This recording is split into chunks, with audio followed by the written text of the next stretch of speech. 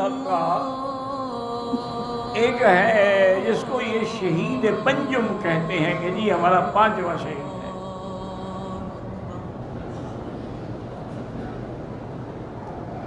وہ اصل میں یعنی بدترین قسم کا شیعہ تھا.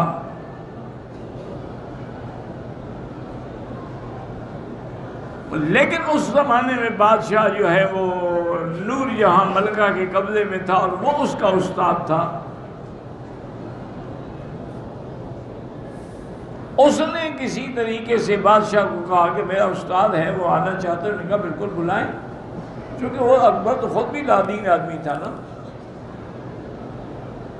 اس کا اپنا بھی تو کوئی مذہب نہیں تھا. ہندوؤں سے شادی، سکھوں سے شادی، مسلمانوں سے شادی، اتفاق کر رہا ہے سب ہم اکٹھے ہو جائیں گے شادی کرتے ہیں.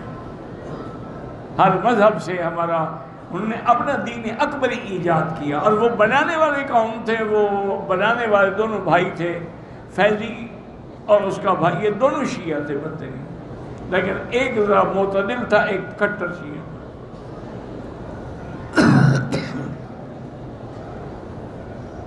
وہ آ گیا اس کا استاد.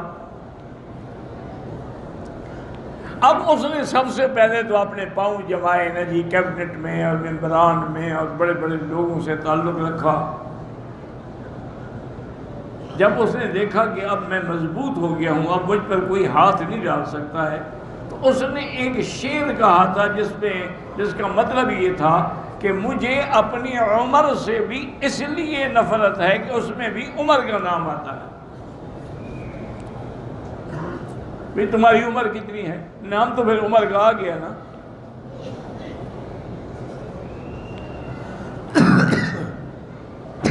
یعنی اتنی نفرت تھی بدبخت کو کہ مجھے اپنی عمر سے نفرت ہے اس لیے کہ عمر کا نام آتا ہے. کسی نے بادشاہ تک بھی یہ شعر پہنچا دیا.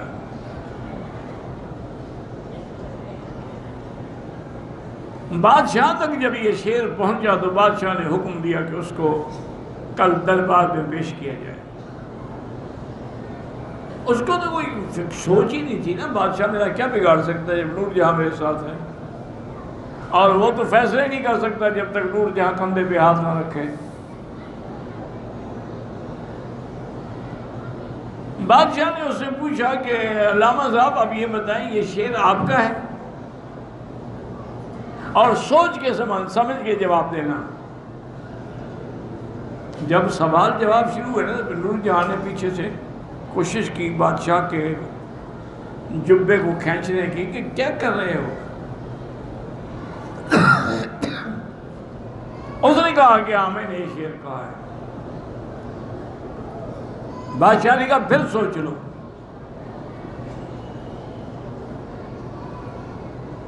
اس نے سوچا. اتنی دیر میں ملکہ نے آپ کے قمیض کو باقاعدہ کھینچا زور سے.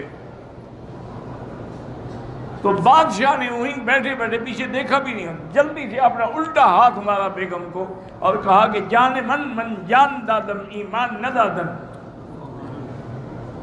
انہوں نے کہا بات سنو، تمہاری ناراضگی پر میں مر جاؤں گا، زیادہ سے یہی ہوگا، میں جان دے سکتا ہوں لیکن ایمان نہیں قربان کر سکتا. عمر کی توہین نہیں کر، سزائے موت دی جاتی ہے.